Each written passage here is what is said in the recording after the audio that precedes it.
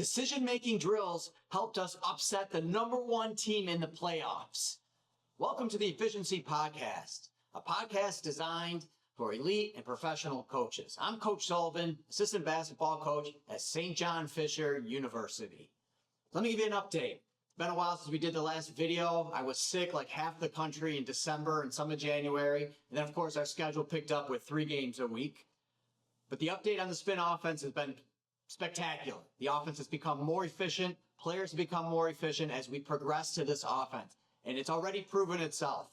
The last game we had of the season, there was a current #1 seed, and we beat them.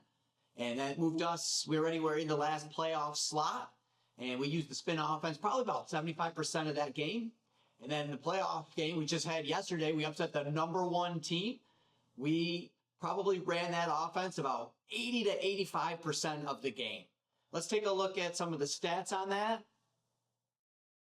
As I said, first team ever to be an 8 seed to defeat a #1 team. If you take a look, we were 51 or 50.9% efficiency for the game. And that's the kind of efficiency we need. And that's what this offense was designed for. If you've got to go back to previous film and videos, it's not something that you can scout. It's not something that's predictable. It's an offense that can be used in intense games. Let's take a look at one other stat here. If you look at the country in Division III, 50.9 would put you second in the country in efficiency. Now, these teams are doing it year-round.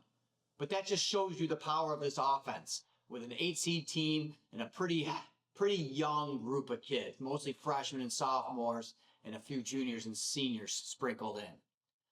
Over the last 2 weeks of the season, one of the things that helped push us and that offense further was I wanted to add decision-making drills. You might recall in the previous session, I talked about a time when you want to start working on being efficient with your offense and knowing which play is which. But now I want to implement decision-making as we entered the playoffs. We used a CLA approach, which is a constraint-led approach.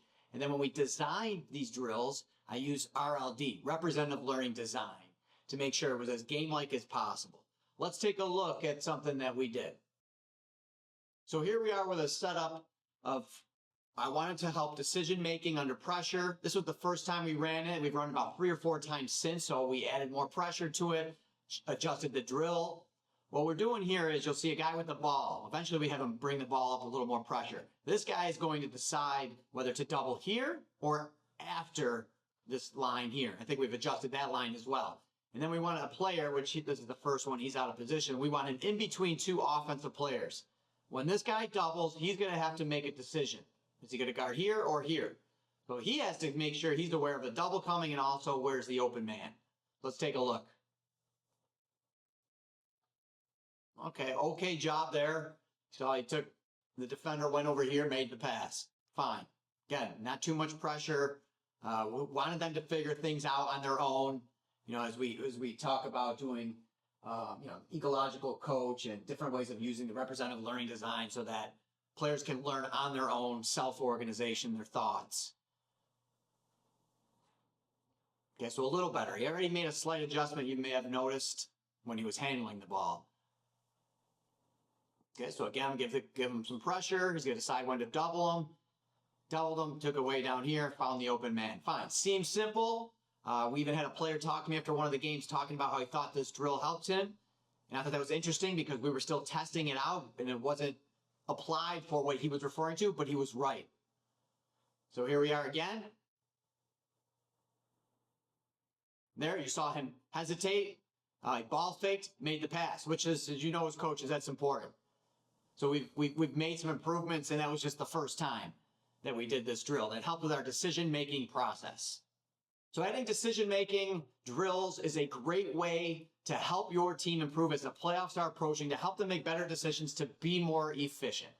I appreciate you watching the video. Make sure you subscribe. If you want to reach out, you can reach out at X at Coach Sullivan. You can reach out on YouTube.